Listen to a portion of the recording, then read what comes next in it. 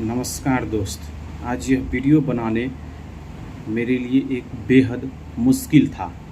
एक इंसान के तौर पे और एक नागरिक के तौर पे आप जो सच में आपके सामने रखने जा रहा हूँ उनको सुनकर शायद आज रात आप सो नहीं पाएंगे। हम अक्सर खुद को एक आधुनिक, पढ़े लिखे और सुरक्षित समाज का हिस्सा मानते हैं। हम दावा बड़ी बड़ी बातों का करते हैं, लेकिन राजस्थान के श्रीगंगानगर से जो खबर आई है वो आज हमारे दावों को की धज्जियां उड़ा रही है। यह घटना एक 13 साल की मासूम बच्ची की है। यह 13 साल की उम्र की बच्ची जो अभी बस खेलने कूदने पढ़ने के उम्र के लायक है, जो अपने सहेलियों के साथ खेलना चाहती है और वह अपने बहुत सारे सपने को अपने दिल में संजो कर बैठी हुई है। वह पिछले कई महीनों से ऐसे नरक को झेल रही है जिसे हम और आप कल्पना भी नहीं कर सकते हैं। इस घिनौने अपराध में किसी एक बीमारी मानसिकता वाले इंसान का हाथ नहीं था। आरोप है कि एक के बाद एक कुल 32 लोगों ने मिलकर उस मासूम के बचपन को, उसकी आत्मा को छिन्न भिन्न कर दिया। आज इस वीडियो में हम किसी सनसनीखेज विवरण की बात नहीं करेंगे, बल्कि हम बात करेंगे उस चक्रव्यूह का जिसमें इस बच्ची को फंसाया गया, पुलिस के अब तक के एक्शन और उसके बड़े सवाल की आखिर हमारी व्यवस्था और हमारी समाज इतनी गहरी नींद में क्यों सोया हुआ था। इस पूरे मामले को आखिर तक समझेंगे और हर माता पिता और हर नागरिक के लिए यह एक बेहद ज़रूरी है। यह पूरी घटना राजस्थान के सीमावर्ती जिले श्रीगंगानगर की है। यह कोई एक दिन की वारदात नहीं है, यह एक सुनियोजित और लंबे समय तक चलने वाले अत्याचार है। प्राथमिक रिपोर्ट और सूत्रों के अनुसार से इस घिनौने खेल में शुरुआत कुछ स्थानीय अपराधियों ने उस 13 साल के मासूम बच्चों की पारिवारिक स्थिति और उसकी मजबूरी का कमजोरी और फायदा उठाया। शुरुआती में उसे डराया गया, धमकाया गया, बाद में ब्लैकमेलिंग किया गया और इस तरह से बताया जा रहा है कि उस लड़की को वह घर में किसी अपने परिवारों के बीच में अपने माता पिता से किसी बात पे रूठ करके वह घर से बाहर गई।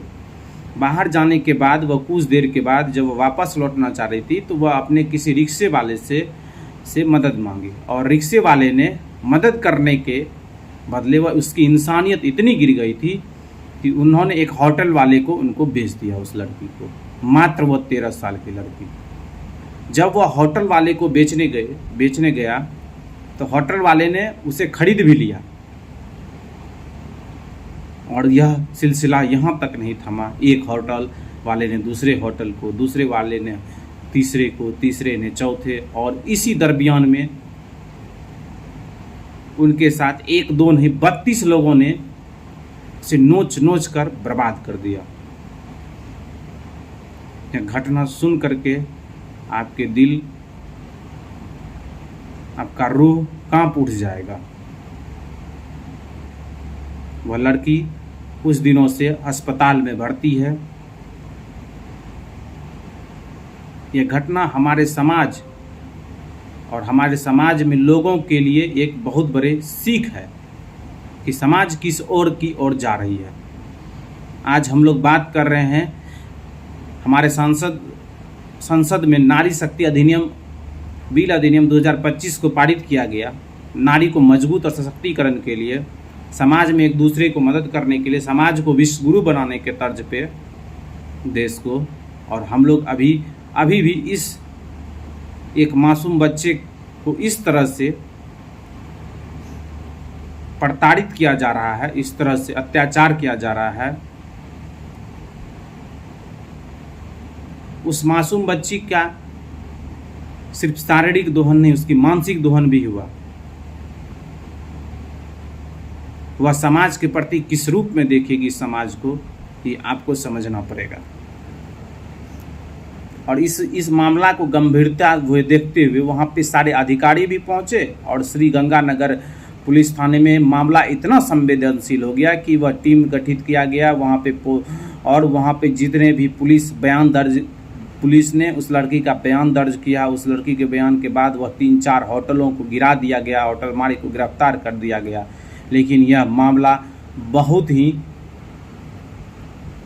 घिनौनापूर्ण है, बहुत ही घिनौना। पुलिस के मुताबिक उस पर अभी तक जो है वह छापामारी किया गया है और वह उसे गिरफ्तार कर लिया गया है, उस ऑटो चालक को और उस वो क्या कहते हैं कि उससे जुड़े लोगों को या फिर होटल मालिकों को। लेकिन उन 32 लोगों को और वो 32 लोग जो है वह ये नहीं कि वो लोग जो है वह समाज के निचले पायदान के व्यक्ति जैसे गरीब या फिर कुछ ऐसे व्यक्ति नहीं, वो सारे व्यक्ति जो है वह सभी सभ्य क्लास के व्यक्ति में गिनती आते होंगे जो उनके साथ ऐसी दरिंदगी की। हमारे संविधान के द्वारा संसद बनाया गया और संसद से एक कानून पास किया गया जिसे पोस्को एक्ट कहते हैं, और इस पोस्को एक्ट में आज लाखों केस हमारे अदालत में पड़े हुए हैं और अभी तक किसी भी केस की सुनवाई, अधिकांश केस की सुनवाई जो बहुत धीमी गति से होती है। यह केस की सुनवाई हमें बताता है कि मुजरिम क्यों ऐसी घटना करते हैं, क्योंकि मुजरिम को यह उससे एक मिलता है कि क्या हो जाएगा, सज़ा मिल जाएगा। सज़ा तो तुरंत मिलेगी नहीं, सज़ा मिलेगा तो हम जमानत पे बरी हो जाएंगे, क्योंकि पुलिस को साबित करने में बहुत समय लगेगा।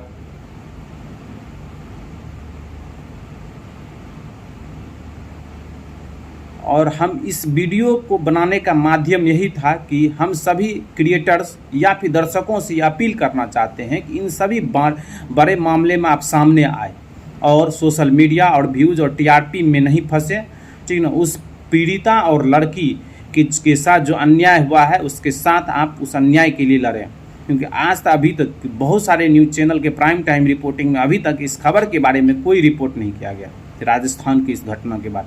और ये इतना दर्दनाक घटना है, इसमें कोई 1-2 लोग ने, 32 लोगों ने, और 32 लोग में भी बहुत सारे लोग जो होंगे वह समाज में कोई रुतबा रखते होंगे, कोई अच्छे क्लास के होंगे व्यक्ति, क्योंकि होटल के में आकर के उनके साथ, उस लड़की के साथ ऐसा घटना हुआ है और वह बेची गई थी। याद रखिएगा कि पोस्को एक्ट की धारा 23 के तहत भारतीय कानूनों को किसी भी नाबालिग या पीड़िता की पहचान उजागर करना दंडनीय अपराध है। इसीलिए हम किसी भी पीड़िता का नाम नहीं ले सकते हैं। बस हम आपको इस खबर के बारे में बता रहे हैं और इस खबर में दरिंदगी कितनी भरी हुई है इसके बारे में बता रहा हूँ मैं। क्या हम लोग को उस लड़की को न्याय दिलाने के लिए आगे बढ़ना चाहिए? समाज में इस तरह की घटने वह एक घटने नहीं है, हर दिन एक रिपोर्ट के अनुसार से लगभग हर मिनट में रेप की घटनाएं हमारे देश में होते रहती है। हम लोग बस ऐसे ही ट्विटर ट्रेंड और ये सब करके वहाँ तक सीमित रह जाते हैं। कभी भी इस तरह से आवाज़ नहीं उठाते हैं कि समाज और समाज के लोगों को इस बात के लिए झकझोर दिया जाए। समाज के लोग तब उठते हैं जब तक कि उसके अपने घर परिवार से कोई ऐसा चीज़ ना हो, लेकिन ऐसा नहीं। आपको समझना पड़ेगा कि सभी के लिए आपको खड़ा उतरना, क्योंकि अगली बारी आपकी भी हो सकती है। इसमें भारतीय न्यायपालिका की शिथिलता इस रूप में देखा जा सकता है कि पोस्को एक्ट में लाखों केस पड़ा हुआ है और कहा जाता है कि पोस्को एक्ट को फास्ट ट्रैक कोर्ट के हिसाब से उसको ट्रीट किया जाना चाहिए, लेकिन फास्ट ट्रैक कोर्ट में भी जाने के बावजूद केस इतनी धीमी गति से है कि यहाँ इस केस पे कार्रवाई तक नहीं, बहुत धीमी गति से जितने भी पोस्को एक्ट के केस हैं उस पर सज़ा नहीं सुनाई जा रही। बहुत लगभग 20-20 साल लग जाता है एक एक केस को सुनवाई करने में। और इससे क्या होता है कि जो घटना को यह अंजाम देता है उसका मनोबल बढ़ जाता है, उसके मनोबल एक आसमान पहुंच जाता है। और इस मनोबल को घटाने के लिए हमारे न्यायपालिका को इसमें एक सतर्कता से खुद ब खुद कि जल्द से जल्द कैसे इस मामले को सुना जाए और लंबित नहीं किया जाए, इस पे काम करना चाहिए। यह दोस्तों श्री गंगानगर की बेटी को न्याय दिलाना सिर्फ पुलिस का काम नहीं है, यह हम सभी का आवाज़ पे निर्भर करता है। इस वीडियो को सिर्फ देखकर छोड़िए मत, इस वीडियो को इतना शेयर कीजिए कि व्यवस्था की यह गूंज पहुँचे कि देश की जनता सोई नहीं है। इस मामले के लिए न्याय मांगने के लिए हम लोग तैयार हैं, और वह सोई हुई सरकार, वो पुलिस अधिकारी, वो सारे जागे इस वीडियोस के माध्यम से। और इन सारे घटनाओं में, जितने सारे घटनाओं इस आधारित होती है, जो कि यह स्त्री के लिए और जिसे हम लोग शक्ति का रूप मानते हैं, उसके लिए यह कितना शर्मसार की बात है। एक बार ऐसी घटना हो जाने के बाद उस स्त्री और उस व्यक्ति का कितना मनोबल नीचे गिरता होगा, यह हम और आप नहीं बता सकते हैं। उस पल को, उस चीज़ को नहीं समझ सकते हैं। इस पूरी घटना पे और हमारी कानून व्यवस्था में क्या बदलाव होना चाहिए, इस पे अपनी कमेंट राय दें, और उन सभी अत्याचारियों के साथ क्या किया जाए हमें ज़रूर इस इनबॉक्स में कमेंट कीजिए, और इसे आगे जल्द से जल्द फैलाइए और बहुत लोगों तक इस वीडियो को पहुंचाइए, जिससे कि उसे इंसाफ और न्याय मिल सके। जय हिंद, जय भारत।